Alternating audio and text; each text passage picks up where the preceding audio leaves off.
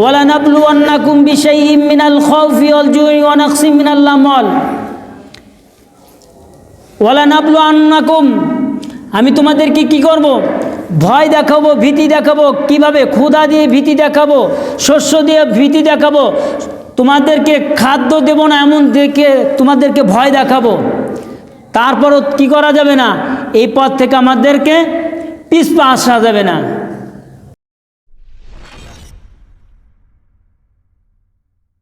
মুআজ্জাজ মুহতারাম, সম্মানিত মুসল্লিয়ানে কেরাম, পর্দার আড়ালে মা ও বোনেরা, আসসালামু আলাইকুম ওয়া রাহমাতুল্লাহি ওয়া বারাকাতুহু। সেই মহান তাআলার দরবারে লক্ষ লক্ষ কোটিতে কোটিতে শুকরিয়া, যেই মহান প্রভু আপনাকে এবং আমাকে অতি ভালোবেসে অতি আদর করে হাজারো লোকের ভিড় থেকে, হাজারো লোকের মধ্য থেকে যেই মহান প্রভু, যেই মহান রব্বুল আলামিন আপনাকে এবং আমাকে পৃথিবীর শ্রেষ্ঠ ঘরের মধ্যে বসে আকায় নামদার তাজদারে মদিনা নূরে মুজাসসাম হযরত মুহাম্মদ রাসূলুল্লাহ সকলে বলি সাল্লাল্লাহু আলাইহি ওয়াসাল্লামের উপর কয়েক মর্তবা দরুদ শরীফ পড়ার তৌফিক দান করলেন। সেই মহামুনিবের দরবারে সকলে মিলে শুকরিয়া আদায় করি। সবাই বলি আলহামদুলিল্লাহ।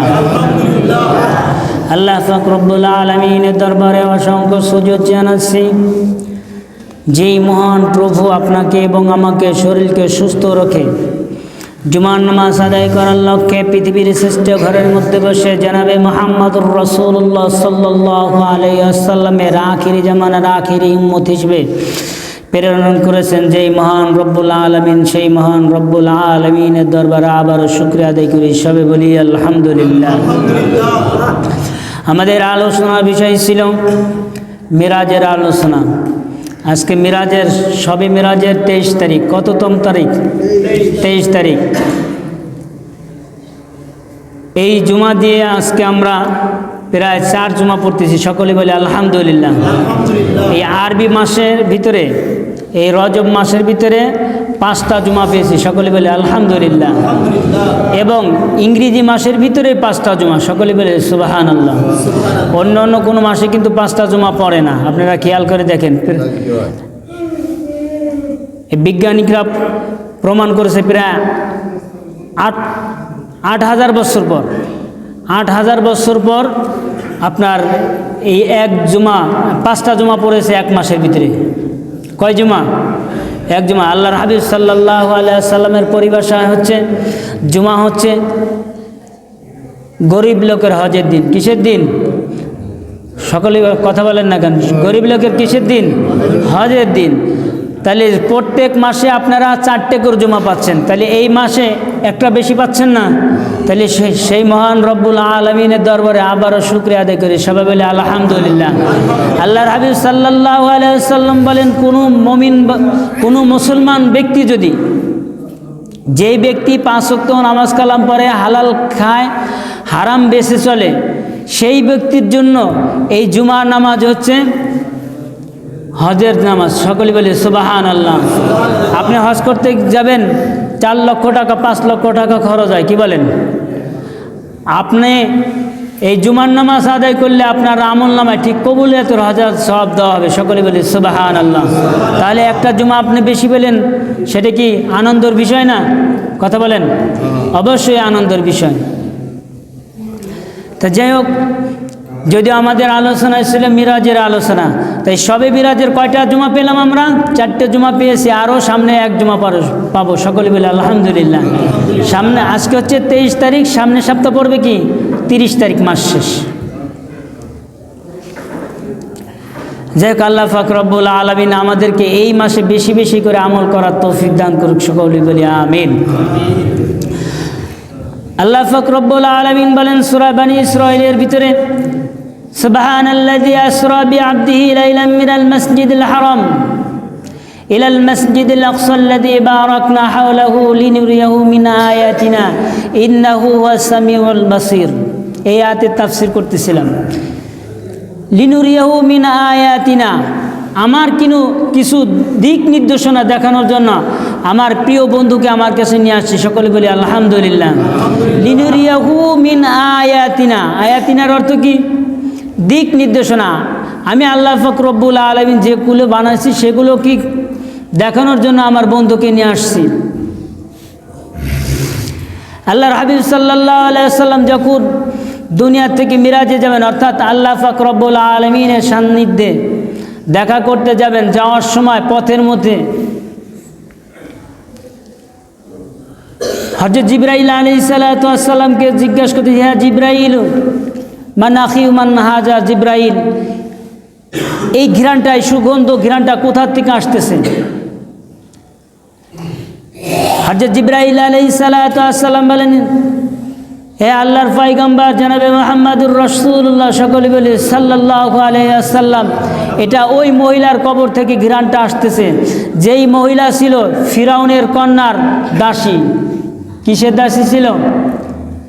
ফিরাউনের কন্যার দাসী ছিল। মা বোনদের খুব গুরুত্বপূর্ণ একটা ওয়াজ। একজন দাসী হযরত মুসা আলাইহিস সালাতু ওয়াস সালামের জামানায় গোপনে ঈমান এনেছিল। কি এনেছিলেন? গোপনে ঈমান এনেছিলেন, কিন্তু কেউ জানেন না। ফিরাউনও জানতো না যে তার কন্যার দাসী আল্লাহ পাক রব্বুল আলামিন হযরত মুসা আলাইহিস সালাতু ওয়াস সালামের উপর ঈমান এনেছে। মিস্টার ফিরাউনও জানে না। কেমনি ঠিক পেল? এই মহিলাটা যখন ফিরাউনের কন্যার মাথার চুল আঁচড়ানোর জন্য চিরুনি দিয়ে মাথার চুল আঁচড়াচ্ছে, তখন হাতের থেকে চিরুনিটা পেরে যায়। কী হয়ে যায়? হাতের থেকে চিরুনিটা পড়ে যাওয়ার সাথে সাথে যখন উঠাইতে যায়, তখন বিসমিল্লাহির রহমানির রহিম বলে হাত দিয়ে যখন উঠায়, তখন ওই ফিরাউনের কন্যার এই কানে আওয়াজটা গিয়েছিল। কি গিয়েছিল? বিসমিল্লাহির রহমানির রহিম। ফিরাউনের কন্যা তখনই বলেছিল, হে দাসী, তোমার মুখ দিয়ে, তোমার জবান দিয়ে এটা কি বললে?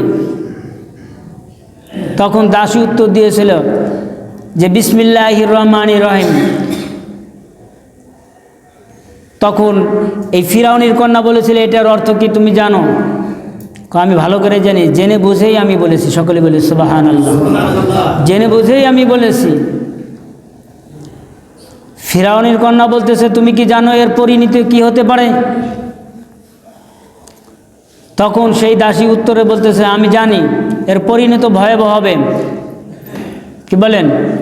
এর পরিণত ভয়াবহ হবে, সেটা আমি জানি। তখন সেই দাসী বলতে লাগলো যে পৃথিবীর যত বাধা আসুক না কেন, আমি আল্লাহ পাক রব্বুল আলামিনের পথ থেকে পিছপা এক চুল পর্যন্ত নড়ব না। সকলে বলি সুবহানাল্লাহ। এবং হযরত মুসা আলাইহিস সালাতু ওয়াস সালামের উপর যে ঈমান এনেছে, এই ঈমান আমার চলে যাবে, আমার জান চলে যাবে পর্যন্ত আমি ঈমান ছাড়ব না। সকলে বলি সুবহানাল্লাহ। তখন ফিরাউনকে খবর দেওয়া হলো। ফিরাউন তার শাস্তির ব্যবস্থা করতেছে।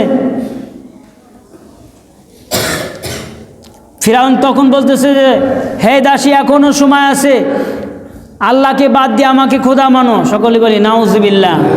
আল্লাহকে খোদা বাদ দিয়ে আমাকে খোদা মানো। আমি হচ্ছে এই রাজ্যের খোদা, আমি ফিরাউন এই রাজ্যের খোদা। আনা রব্বুকুল আলা। ফিরাউন দাবি করেছিল যে আমি হচ্ছে কি সমস্ত লোকের খোদা। ফিরাউন দাবি করেছিল না? তো এখনও সময় আছে, আমাকে খোদা মানো। আর তা যদি না মানো তাহলে কিন্তু তোমার অবস্থা খুবই খারাপ আছে। তখন এই ফিরাউনের কন্যার দাসী উত্তর দিয়েছিল, আমার জীবন চলে যাবে, তারপরও কি আমি ঈমান থেকে এক চুল পর্যন্ত আমি নড়ব না। সকলে বলে সুবহানাল্লাহ। দেখেন ঈমানটা কি। অনেক ভয়ভীতি দেখালেন ফিরাউন, কিন্তু কোনো কাম আসলো না। শেষ পর্যন্ত ফিরাউন তার দলবলকে বলতে লাগলো যে গরম তেল জ্বালাও, গরম তেলের ভিতরে তাকে ছেড়ে দেওয়া হবে, গরম তেলের ভিতরে তাকে ছেড়ে দেওয়া হবে। এই ফিরাউনের কন্যার যে দাসী ছিল, দাসীর কোলে একটা ছোট্ট একটা বাচ্চা ছিল। কি ছিল? একটা সন্তান ছিল। ফিরাউন তাকে নিয়ে, তার কাছ থেকে ছিনিয়ে নিয়ে, এই ফিরাউন ভয় দেখাচ্ছে যে এখনও সময় আছে, এই টকবগে আগুনের ভিতরে, টকবগের তেলের ভিতরে কিন্তু তোমার সন্তানকে ছেড়ে দেওয়া হবে, এখনও সময় আছে, আমার উপর ঈমান আনো। সকলে বলে নাউজুবিল্লাহ। তখন দাসী বলতেছে যে হে ফিরাউন, আমার এমন সন্তান একটা কেন হাজারটাও সন্তান যদি আল্লাহ পাক রব্বুল আলামিন দিয়ে থাকেন, তারপরও আমি আল্লাহ পাক রব্বুল আলামিনের কাছ থেকে এক চুল পর্যন্ত আমার ঈমান নড়বে না। সকলে বলে সুবহানাল্লাহ। ফিরাউন দেখলো যে কোনো কাম হচ্ছে না, শেষ পর্যন্ত তার এই বাচ্চাটা নিয়ে টকবগে তেলের ভিতরে ছেড়ে দিল।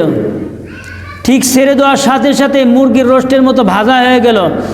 তারপরও শিশু বাচ্চাটা তার মাকে বলতেছে যে মা, খবরদার, তুমি কিন্তু ভয় পেও না, এই ফিরাউনের উপর কখনো ঈমান আনবে না, আমি কিন্তু এই তেলের ভিতর থেকে জান্নাতের সুঘ্রাণ পাচ্ছি। সকলে বলি সুবহানাল্লাহ। কে জবাব দিচ্ছেন? এই ছোট্ট বাচ্চাটা।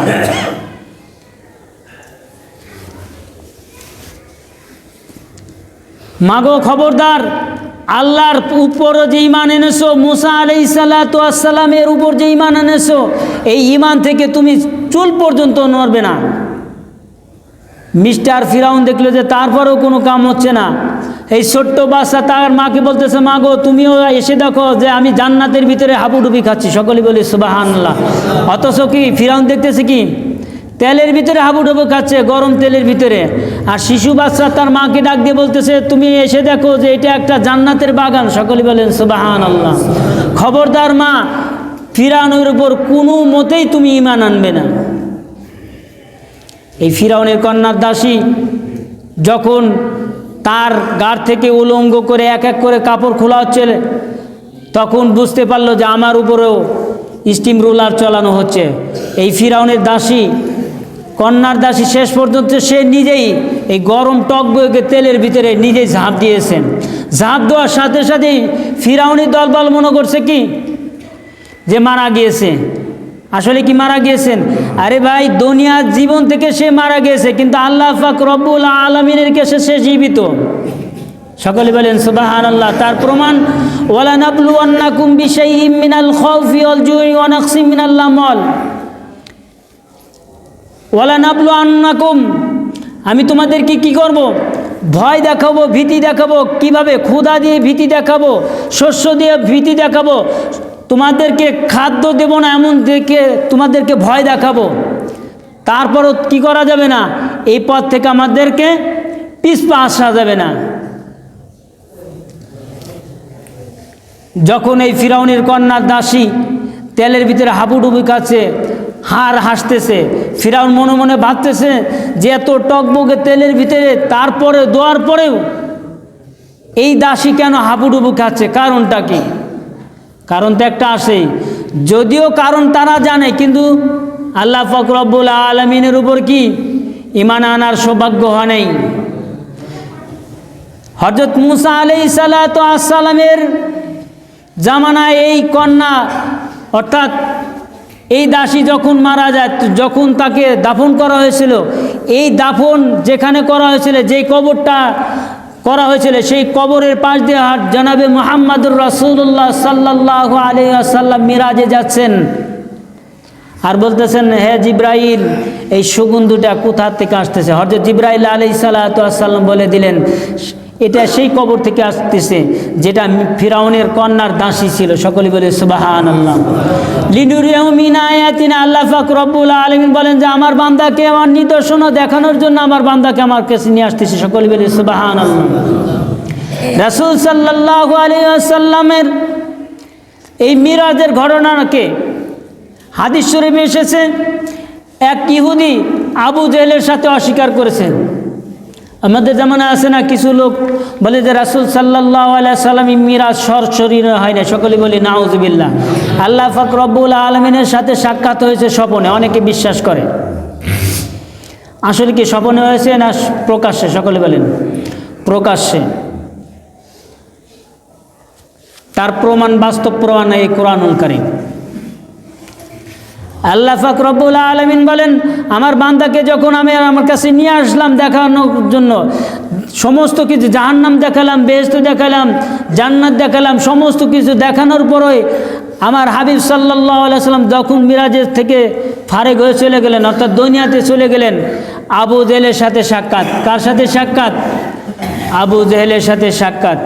রাসূল সাল্লাল্লাহু আলাইহি সাল্লাম বলতেছেন, চাচা গত রাত্রে আমি মিরাজ করে আসলাম। সকলে বলে সুবহানাল্লাহ। আবু জেহেল উত্তর দিতেছে যে এতদিন জানতাম যে তুমি পাগল, আজকেতে মনে বিশ্বাস করলাম যে আসলেই তুমি পাগল। সকলে বলি নাউজুবিল্লাহ। মক্কা থেকে বাইতুল মাকদাস যেতে লাগতে মাত্র 6 মাসের পথ। কত মাসের পথ? আর তুমি এইখান থেকে মক্কা থেকে বাইতুল মাকদাস গিয়েছিলে সারা রাত্রির ভিতরে, সেখান থেকে আবার বাইতুল মাকদাস থেকে বাইতুল হারাম পর্যন্ত তুমি আল্লাহ পাক রব্বুল আলামিনের সাথে রাত্রে সামান্য সময়ের ভিতরে দেখা করে আসলেন। এটা আমার মগজে ধরে না। এতদিন জানতাম তুমি পাগল, আজকের থেকে বিশ্বাস করলাম আসলে তুমি পাগল। সকলে বলি নাউজুবিল্লাহ। আল্লাহ পাক রব্বুল আলামিন জনাবে মুহাম্মদুর রাসূলুল্লাহ সাল্লাল্লাহু আলাইহি সাল্লাম এই মিরাজের ঘটনাকে আবু জেহেল অস্বীকার করার কারণে তার সাথে সাথে একজন ইহুদি অস্বীকার করেছে। কি করেছে? অস্বীকার করেছে যে এটা করা সম্ভব না। রাত্রে সামান্য সময়ের ভিতরে যদি আব্দুল্লাহর ছেলে জনাবে মুহাম্মদুর রাসূলুল্লাহ সাল্লাল্লাহু আলাইহি সাল্লাম সাক্ষাৎ করে আসতে পারেন, এটা কোনোভাবেই সম্ভব না। এই ইহুদি হাদিস শরীফে এসেছে, যখন রাসূল সাল্লাল্লাহু আলাইহি সাল্লামের মুখ থেকে শুনেছেন যে আমি গত রাত্রি মিরাজ করে এসেছি, ইহুদি এটাকে অস্বীকার করে বাড়ির দিকে রওনা দিচ্ছে। বাড়িতে যখন যাবেন, বাজার থেকে অল্প কিছু মাছ কিনেছে ইহুদি। হাদিস শরীফের কথা বলতেছি। কিছু মাছ কিনে নিয়ে বাড়ির দিকে যাচ্ছে। বাড়িতে গিয়ে বলতেছে তার স্ত্রীকে যে আমার স্ত্রী, এই মাছটা তুমি ভুনা করো, রান্না করো, আমি গোসলটা সেরে আসি, তারপরে খাবো। দেখে রাসূল সাল্লাল্লাহু আলাইহি সাল্লাম মিরাজের ঘটনাকে অস্বীকার করার কারণে আল্লাহ পাক রব্বুল আলামিন তাকে দুনিয়া থেকে বাস্তব প্রমাণ দিয়ে দিলেন। আল্লাহর হাবিব সাল্লাল্লাহু আলাইহি সাল্লামকে অস্বীকার করার কারণে এই ইহুদিকেও শেষ পর্যন্ত ইমানদার বানিয়েছিলেন। সকলে বলি সুবহানাল্লাহ। ইহুদি মাছ খরিদ করে নিয়ে তার স্ত্রীকে বলতেছেন, আপন বাথরুমে তালাটা খুলে দিয়েছ। ইহুদি বলতেছেন তুমি মাছটা ভুনা করো, রান্না করো, আমি গোসল করে সেরে আসতেছি, আজকে ভাত খাবো। তা যখন এই ফিরাউন জামা কাপড় খুলে নদীতে ঝাঁপ দিয়েছে, তখন উঠে দেখে একটা পুরুষ আর নাই, মহিলা হয়ে গেছে। কি হয়ে গেছে? মহিলা হয়ে গেছে। ইহুদি মনে মনে ভাবতেছে, কাম তো সারছে, আমি তো ছিলাম পুরুষ, হয়ে গেলাম মহিলা। নদী ধারে যে জামা কাপড় রাখছিলাম সে জামা কাপড় তো নাই, জামা কাপড় কোথায় গেল? শেষ পর্যন্ত কি করছে? গাছের লতা পাতা দিয়ে নিজের লজ্জা স্থান ঢাকতেছে আর হাঁটতেছে। আর মনে মনে ভাবতেছে যে বাড়িতে যে স্ত্রীর কাছে মাছ ভুনা করার জন্য দিয়ে আসছিলাম, রান্না করার জন্য দিয়ে আসছিলাম, আমার বউ আসে না চলে গেছে জানি না। হাদিস শরীফে এসেছে এই ইহুদি যখন নদী থেকে উঠে বাড়ির দিকে রওনা দিবেন, সুন্দর একজন মহিলা হয়েছে। এই মহিলাকে হাইজ্যাক করে অন্য পুরুষ নিয়ে চলে গেছে। কি করেছে? অন্য পুরুষ হাইজ্যাক করে নিয়ে চলেছে, কারণ সুন্দর মহিলা তো।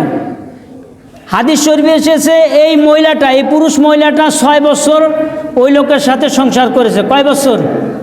6 বছরে 3টি ছেলে হয়েছে, 3টি মেয়েও হয়েছে, অর্থাৎ 3টি ছেলের মা এবং 3টি কন্যার পিতা হয়ে গেছে, মাতা হয়ে গেছে এই 6 বছরে। তাই 6 বছর সংসার করার পরে এই মহিলা আবার এই নদীর ঘাটে আবার যখন গোসল করতে আসছে, তখন ওই আগের মতো ডুব দেওয়ার সাথে সাথে এই আগের পুরুষ অবস্থা হয়েছে। সকলে বলেন সুবহানাল্লাহ। এখন আবার মনে মনে ভাবতেছে কাম সারছে, আমি তো প্রথমে পুরুষ ছিলাম, 6 বছর সংসার করলাম, 6 বছর সংসার করার সাথে সাথে 6টা সন্তানও হয়েছে। আজকে নদীতে গোসল করে আসলাম, আজকে গোসল করার সাথে সাথে আবার মহিলা থেকে পুরুষ হয়ে গেলাম। এটা কোন নিদর্শন আমি বুঝতে পারতেছি না। কে বলতেছে? ইহুদি। এখন যে ওই যে নদীর ধারে যে আগে যে জামা কাপড় রাখছিল, ওই জামা কাপড় যে মেরে রেখে দিয়েছিল ঠিক সামনে আসে। সকলে বলে সুবহানাল্লাহ। তখন জামা কাপড় পরে আর ভাবে যে আমার স্ত্রী মনে হয় অন্য কেউ শাদিবাদি করে নিয়ে গেছে, কারণ সংসার তো 6 বছর করে নাই সে। আর ওই যে মাছ রান্না করার জন্য দিয়ে গিয়েছিল, মনে মনে ভাবতেছে মনে হয় মাছ পচে গিয়েছে, আমার স্ত্রী আর একজনের সাথে চলে গেছে, দৌড়াচ্ছে আর বলতেছে। এখন এসে দেখে 6 বছর পর ওই যে মহিলা মাছ কোটার জন্য রেখে গিয়েছিল ঘরে বসে বসে এখনও মাছ করতেছে। সকলে বলেন সুবহানাল্লাহ। তা মনে মনে ভাবতেছেন যে 6 বছরে 6টা কন্যা সন্তান দান করেছি, 3টি কন্যা সন্তান দান করেছি এবং 3টি ছেলে সন্তান দান করেছি, এবং 6 বছর সংসার করার পরে আমার স্ত্রী এখনও দেখি মাছ করতেছে। যখন স্ত্রীর কাছে সমস্ত ঘটনা খুলে বলেছে, তখন স্ত্রী বলেছে যে আমি বুঝেছি তুমি আবু জেহেলের সাথে নাকি আবদুল্লাহর ছেলে জনাবে মুহাম্মদুর রাসূলুল্লাহ সাল্লাল্লাহু আলাইহি সাল্লামের ঘটনাকে তুমি অস্বীকার করেছো। তখন এই ইহুদি সমস্ত ঘটনা তার স্ত্রীর কাছে খুলে বলার পরে তার স্ত্রী বুঝতে পেরেছে যে নিশ্চয়ই আমার স্বামীকে একটা শিক্ষা দেওয়ার জন্য এই ব্যবস্থা করেছেন মহান আল্লাহ পাক রব্বুল আলামিন। সকলে বলে সুবহানাল্লাহ।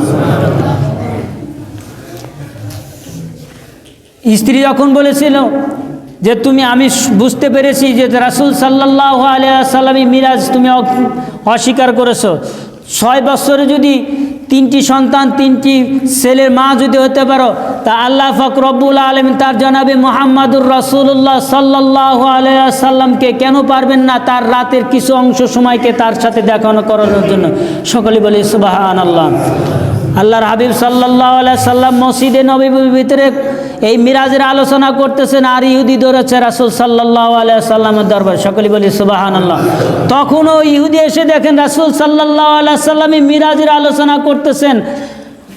ইহুদি এসে বলতেছে ইয়া রাসূলুল্লাহ, ইয়া হাবিবাল্লাহ, আমি আমার ভুল বুঝতে পেরেছি, আমাকে ক্ষমা করে দেন। আপনি যে গত রাত্রে মিরাজ করেছেন এটা সত্য। সকলে বলে সুবহানাল্লাহ। এবং আবু জেহেলের সাথে যে আমি অস্বীকার করেছিলাম, আমি এটার ভিতর থেকে একটা শিক্ষা পেয়েছি, আমাকে ক্ষমা করে দেন এবং এই মুহূর্তে আমাকে পড়া দেন লা ইলাহা ইল্লাল্লাহু মুহাম্মাদুর রাসূলুল্লাহ। সকলে বলে সাল্লাল্লাহু আলাইহি সাল্লাম। জনাবে মুহাম্মদুর রাসূলুল্লাহ সাল্লাল্লাহু আলাইহি সাল্লামের হাতে হাত দিয়ে সঙ্গে সঙ্গে তিনি ইসলাম গ্রহণ করে নিলেন। সকলে বলে সুবহানাল্লাহ।